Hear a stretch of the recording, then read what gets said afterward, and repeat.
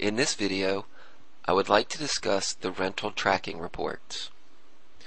To track rentals through the system, such as display rentals, the first thing you'll do is create and save an order for the display rentals. That will then put it on the report, the WIP Display Rentals report. Converting that order to a sale, as it being shipped or delivered, will move it to the Sales Display Rentals to be returned report. Once that order is moved to the display's returned station, it is removed from that report.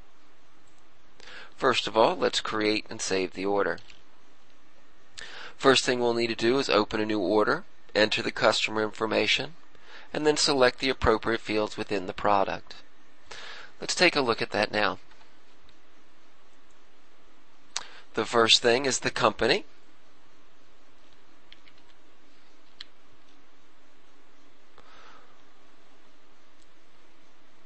Then the description.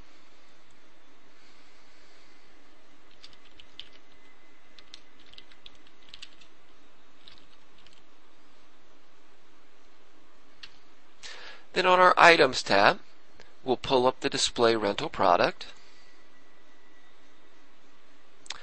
And the first thing it wants to know is this display being a contract display, such as it's somebody else's and you're a third party, renting to a third party, or is it in stock and you're renting it directly.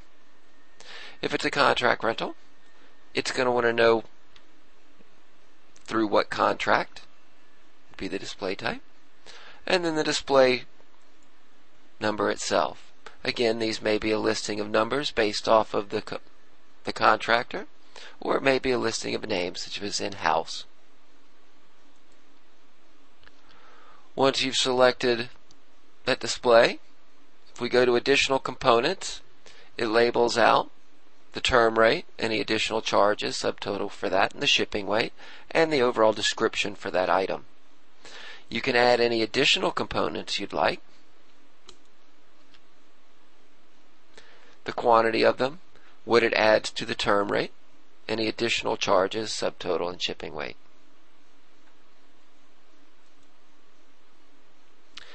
Then it needs to know a ship date,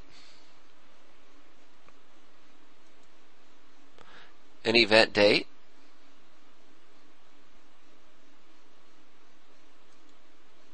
and a return date.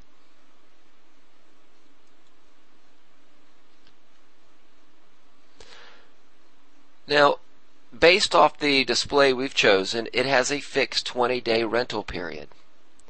If this went over the 21-day rental period, it would of course put in the additional days. Any additional charges for those days, and you have your display rental rate and your component rental rate for an overall rental charge. Here on the right is the display info. This is anything you'd like to put into production about this display. If this display is going to need to be assembled, we can assemble it. If there's an associated labor time or charge with this display, it will fill in automatically, or you can add it manually. The overall shipping weight and insured value. Then we can go into the shipping if we needed to ship this, or the install and delivery. Please review the videos on those two subproducts. If you need further information or add any additional print. If we want to print a contract with this invoice, we would select that as well. Now that we have the display rental item in, and since we've printed the contract, you'll see it on here as well. And we've gotten the company. Now we've chosen the walk-in company, and it's automatically filled in the information that it knew about that company. The totals page of the order, just to make sure the salesperson has filled in the due date, etc.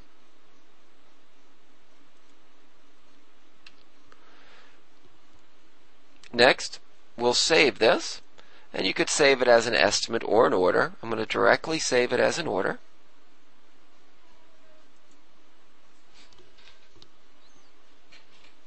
At this time, we won't want to do that.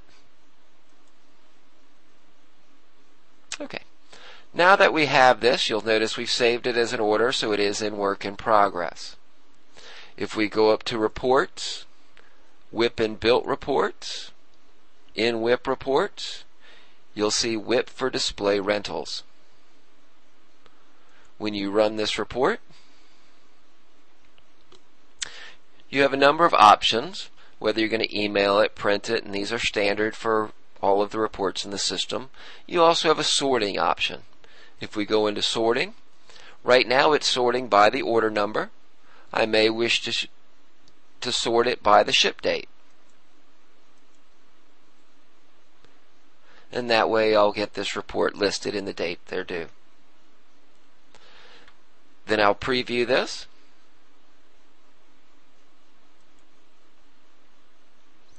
And you'll notice we have all of our orders, displays, display rental for trade show, display report test. This is the one I just entered. It's listing both the items, their ship date, event date, and return date in the order they're supposed to be shipped.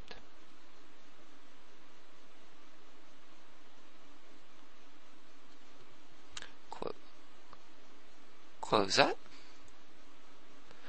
Next, if we're in the order, and of course you can do this from Explorer, but on the side you'll see our status. If we change this status to a sale, meaning it has been shipped, delivered, etc.,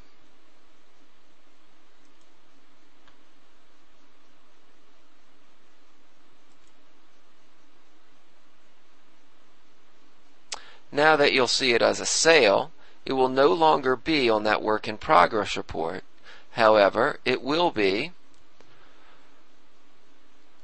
on the sales report, analysis by category report, and then sales for display rental.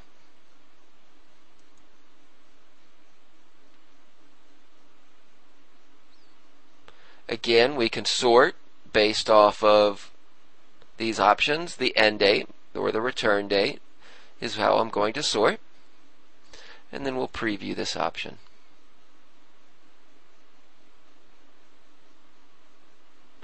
The only one that is out at this point in the system is the one we just created. So it's listing that order, sales for display, based on the ship date, event date, and return date, and the station it's in. This is waiting to be returned to the system. Now once the order we're in is changed to the station rental returns complete, it will remove it from that report. Now there is a rentals report returns partial, and you may wish to add additional stations within the rental returns categories, such as rental return needs to be stocked or restock needed, etc., if you'd like to sort out what happens to that when it returns. It does require the rental returns complete option to remove it from the reports. So once that is in that station, and we go back to the rental reports, I'm just going to refresh this real quick. You'll notice it is no longer on the report since it has been returned.